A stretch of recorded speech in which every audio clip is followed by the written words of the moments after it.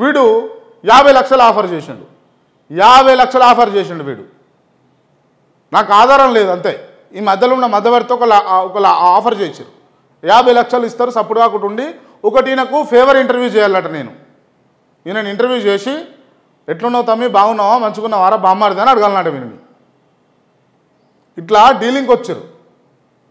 చెప్పొద్దు అనుకున్నా నేను, కానీ ఇక ఎందుకు ఇక దిగజారిన వాడు. కానీ ఇక మనం కూడా వాని అసలు బుద్ధి బయట పెట్టాల్సి వస్తుంది. ఇంత దుర్మార్గుడు అండి వీడు, ఇంత దుర్మార్గుడు, మామూలు వ్యక్తి కాదు. ఇంకో వీడియో కూడా ఉందా, చూపిస్తా.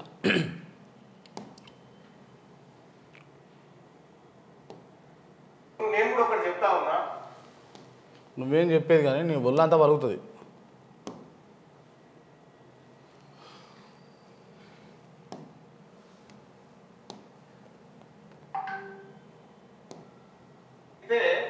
దాన్ని తీన్మార్ మల్లన్న ఎమ్మెల్సీ మల్లన్న కానీ విషయాన్ని పేదమల్లన కాకపోతే నువ్వు టీకుడు కానివా? 5 రూపాయలు 10 రూపాయలు అడుకొని తెలంగాణ ప్రజలను దోసుకొని నువ్వు ఇలా కోట్లు సంపాదిస్తున్నావు. పేదమల్లన అంటే నువ్వు తప్పవుతుందా? నువ్వు పేదోడివేనే ఉండేగా. ఇప్పుడు పేదమల్లన్న అన్నందుకు తెగ అయిపోతున్నావు. నువ్వు ఫీల్ తెగ ఫీల్ అవుతుండు. పేదోడిని ఎట్లా అంటే నేను ఉన్నోడిని కదా, నాకు బాగా బలిసిపోయింది కదా అని అనుకుంటున్నాను అన్నట్టు ఇండైరెక్ట్గా. వినిపిస్తా వినురి. చూస్తే నాకు నవ్వుస్తా ఉంటుంది.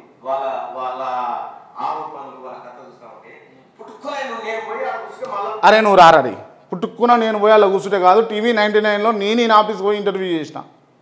చూడురి మిత్రులారా వీడియో. ఆ వీడియోలో వీడికి చెమటలు పట్టినా లేదా మీరు చెప్పురు. దొంగ చోర్, 1 నెంబర్ చోర్. నేను ఇందాక చెప్పినా కదా, ఈ గూగుల్లో కానీ లేకపోతే ఇంకొక మాధ్యమాలల్లో 1 నెంబర్ చోర్ కోనే తెలంగాణ అని కొడితే వీడి పేరు వస్తుంది, వీడే వస్తాడు.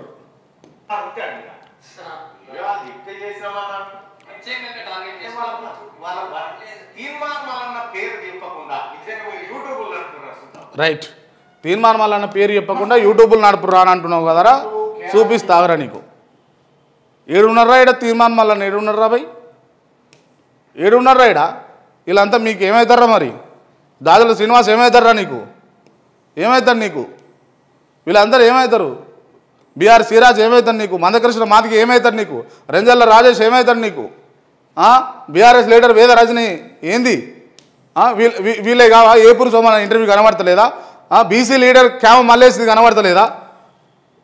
ఏంది రే ఈ పెద్ద మనిషి కనబడతలేడా?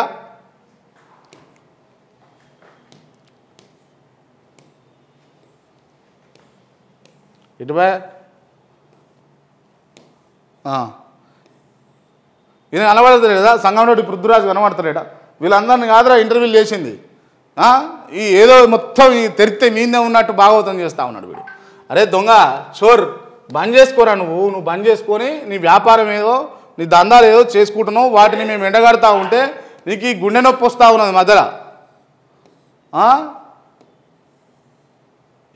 ఎంత హీనమండి వీడు. వీని నమ్మకూడదు అసలు.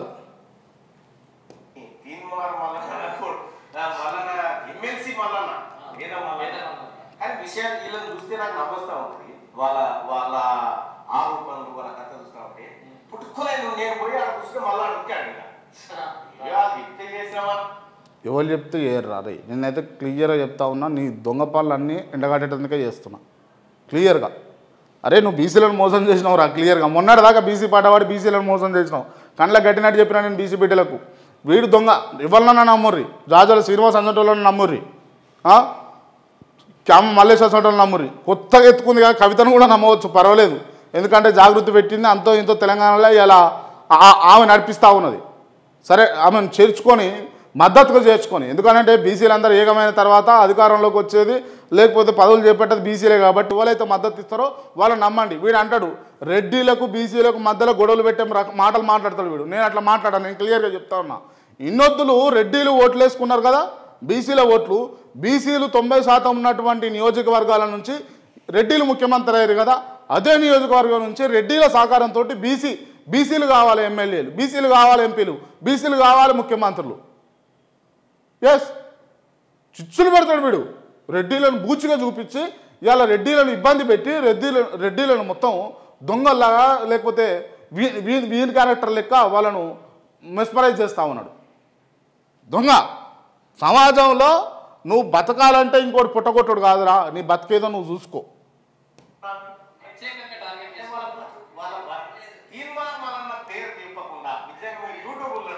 రైట్, తీర్మానం మళ్ళీ పేరు చెప్పకుండా యూట్యూబ్లో నేను చూపించిన కదా మన యూట్యూబ్ మొత్తము ఎంతమందిని ఇంటర్వ్యూ చేసినాం, ఏంది వీని కథ ఏందనంటే వీనికి ఇక పడతలేదు. ఇక ఎట్లా అడ్డుకోవాలి ఏదో ఒక ఒక మొత్తం రెచ్చగొట్టే డైలాగ్ తోటి అడ్డుకోవాలని చూస్తున్నావు. అంటే నడుపుర్రా అంటే అరే తీర్మానం మళ్ళీ పేరు చెప్పకుండా మనం నడపలేము, మనం చేయలేము, మనం అది కాదు ఇది అది అని ముచ్చటెత్తుంది వాడికి ఎత్తుంది అన్నట్టు. ఇక భయపడిపోవాలి, గజగజ వనకాలి. బిడ్డ నువ్వు నిన్న మాట్లాడినా నేను ఇవాళ మాట్లాడుతున్నా అంతే. కానీ నీ ఒళ్ళు మాత్రం రోజు బల కొడతాం చూడు. చీరి చింత గట్టి చింతపండు రుద్దుతాం చెప్తున్నా. నవ్వుగా ఫుల్ బాధ అవుతుంది లోపల, నా బతుకాలని చేయబట్టే కదరా క్రాంతిగాడు అని చెప్పేసి ఫుల్ బాధతోటి దిగమింగి కొన్న అవుతుండు.